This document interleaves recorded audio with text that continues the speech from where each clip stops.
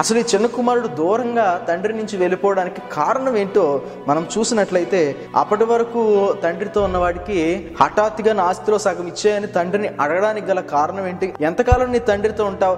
ఎంతకాలం ఆయన యొక్క సంరక్షణలో ఉంటావు? లోకం ఎంతో ఆనందంగా ఉంది, ఇక్కడ నుంచి వేరైపో. ఆ లోకస్తుల మాటలను ఎప్పుడైతే చెవిన పెట్టుకున్నాడో అక్కడతో తండ్రితో సహవాసాన్ని తెంపేసుకుందామన్న ఆలోచన ఇతనిలోనికి వచ్చింది.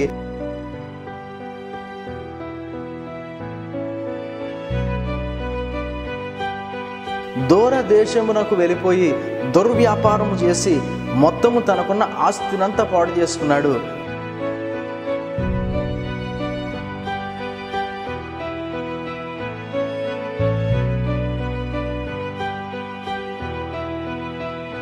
ఆఖరికి ఆ చిన్న కుమారుడి పరిస్థితి ఎలాగైపోయిందనంటే, ఆకలికి తట్టుకోలేక తను పందులు తినే పొట్టును తినడానికి వెళ్ళినప్పుడు అక్కడ కూడా స్థలం లేకపోయేసరికి ఆ చిన్న కుమారుడు పశ్చాత్తాపడి తిరిగి నా తండ్రి దగ్గరికి వెళ్తాను, నా తండ్రి ఎలాగో నన్ను క్షమించడు గనక ఆ తండ్రి దగ్గర పనివారు ఉన్నారు కదా, ఆ పనివారిలో నేను కూడా ఒక పనివాడిగా వెళ్ళి కొంత ఆహారాన్ని తింటాను అని ఆశపడి తండ్రి దగ్గరికి వెళ్ళడానికి ప్రయత్నం చేసినప్పుడు